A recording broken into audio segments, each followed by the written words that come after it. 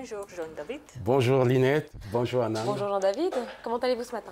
Ça marche, merci infiniment. Heureuse de vous accueillir sur le plateau. Alors de quoi parlons-nous ce matin dans la chronique business?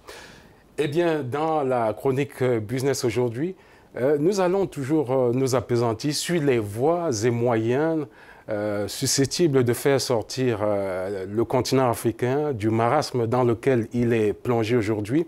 Nous allons nous appesantir particulièrement sur le rôle de la recherche et de l'innovation pour la recherche d'une croissance à long terme. Il faut dire que la plupart des chercheurs, des économistes de renom sont d'accord sur le rôle de la science et de l'innovation dans la recherche, ce que la recherche et l'innovation apportent pour une croissance à long terme. Je vais vous inviter à présent à regarder ces images tournées ici à Pointe-Noire.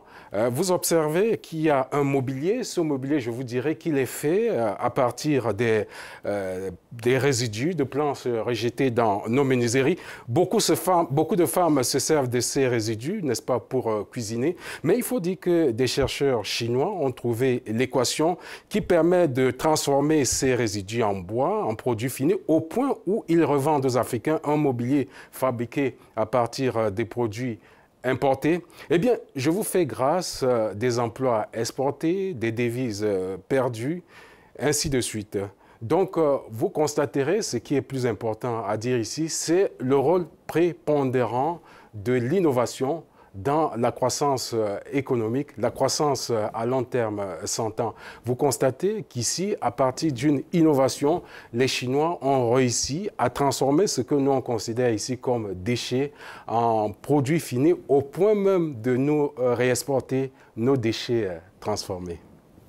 That's very interesting, and we were just talking about Chinese products. Well, you're talking about the role of research. Vous parlez du rôle de la recherche et de l'innovation dans la croissance à long terme de l'Afrique, dans un contexte où la piraterie, le piratage, la contrefaçon sont de rigueur. Cela ne paraît-il pas illusoire? C'est une question pertinente, assez intéressante, Linette, vu le contexte dans lequel, n'est-ce pas, nous nous trouvons.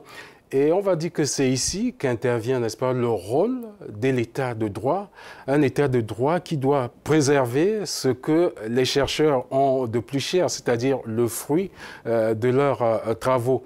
Ailleurs, dans les pays où l'innovation est prise très au sérieux, il y a un ensemble, tout un dispositif qui est mis en place pour essayer de préserver, pour protéger le fruit des recherches. Mais ici en Afrique, on va constater qu'il y a quand même ce qu'on appelle l'OAPI, c'est l'Organisation africaine de la propriété intellectuelle, mais cette organisation mériterait encore à être connue et les Africains gagneraient davantage à mettre l'accent sur la protection des œuvres de l'esprit. Eh bien, les entrepreneurs qui découvrent, eh bien, ils ne découvrent pas cela pour rien, c'est pour permettre, n'est-ce pas, à ce que l'économie puisse se développer davantage. Vous constaterez que les entrepreneurs, mieux que quiconque, comprennent le rôle de la recherche et de l'innovation pour la croissance. C'est pour ça qu'ils achètent les brevets d'invention à prix d'or, des brevets d'invention à prix d'or, et cela leur octroie un avantage comparatif énorme.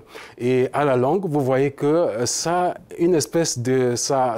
engendre une espèce de cercle vertueux, parce que lorsque vous avez cet avantage comparatif, eh bien, vous engrangez beaucoup d'épargne, l'épargne qui permettra, en définitive, d'investir pour que la croissance puisse aller de plus belle. Donc aujourd'hui, nous avons consacré cette chronique business au rôle prépondérant de l'innovation dans la recherche ici en Afrique. Donc c'est, pour se résumer, pour ainsi dire, au début, il y a l'innovation et enfin, il y a la croissance. Donc il appartient aux Africains de mettre un accent sur l'innovation. Sans l'innovation, il ne peut y avoir de croissance à long terme. Donc, c'est la fin de cette chronique business. Merci de nous avoir suivis et à la semaine prochaine pour une nouvelle chronique business.